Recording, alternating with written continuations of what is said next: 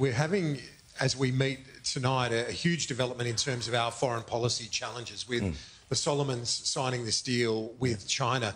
PM, how is that not a foreign policy failure on this government's watch? Well, I heard Penny Wong say that today. This is a very serious issue and one that we've been conscious of for a very long time. That's why we've increased in our Pacific Step-Up funding to $1.8 billion a year to be supporting our Pacific family. That's why during the pandemic, all of those countries turned to Australia to support them with vaccines, including the Solomon Islands, which we provided. That's why we've just more recently done the undersea cable project in the Solomon Islands, fully funding that so it wasn't built by China.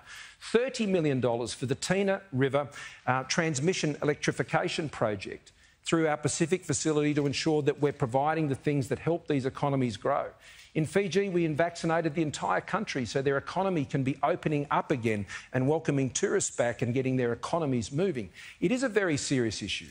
But what I found interesting today was that when the Labor Party said that this was a policy failure, no, this has happened because China is seeking to interfere in the Pacific. It's odd that the Labor Party, rather than acknowledging what is happening here, they wouldn't say, no, it isn't because China is coming into interfering in our region. Somehow, it's Australia's fault. Now, when it comes to the issues of standing up to China, well, they've criticised me as well as being too strong. I was the one who went and spoke to all the other developed nations of the world and said, these are the 14 points that the Chinese government has been seeking to coerce Australia. I was the one who called them out on the pandemic and was called a racist. And when we shut the borders at the start of the pandemic, they accused me of being racist about that as well. No, I was protecting Australia. But what this shows is that China has changed in the last 5 years, in particular. And we've had to significantly increase our investment in our intelligence services, our defence forces. And it's a very important issue, Kieran, and you've raised it. It's a very important issue, and I'm sure the Labor Party would agree.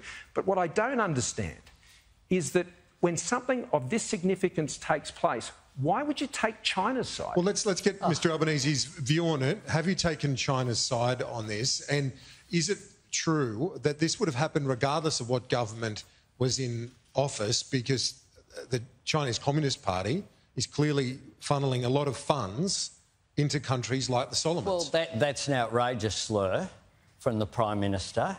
And it shouldn't be, national security issues shouldn't be the subject of that sort of slur. The truth is that we all know that China has changed. China has changed its posture. It's more aggressive, it's more active in the region, and we need to understand that and respond to it. The contradiction in what Scott just said is saying that on the one hand, but they're not really stepping up. This isn't so much a Pacific step-up, it's a Pacific stuff-up. This is a major foreign policy failure by Australia. What we have here is the Solomons, that since the Second World War, we have all known how strategic a site it is. Less than 2,000 kilometres from Townsville and Cairns.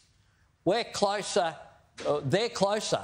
to the Solomons than we are now to Perth. And this has happened on our back door. And Julie Bishop, the former Foreign Minister, has said just today that the government should have sent the Foreign Minister. They've known about this for months. No Foreign Minister visitation, no Defence Minister visitation. They just sent a junior burger along in the last week, having known, and they were warned about this last August. I'll tell you what Joe Biden has done. President Biden has sent Kurt Campbell, he's senior advisor in the region in the Pacific. I know Kurt well. He has been dispatched to the Solomons.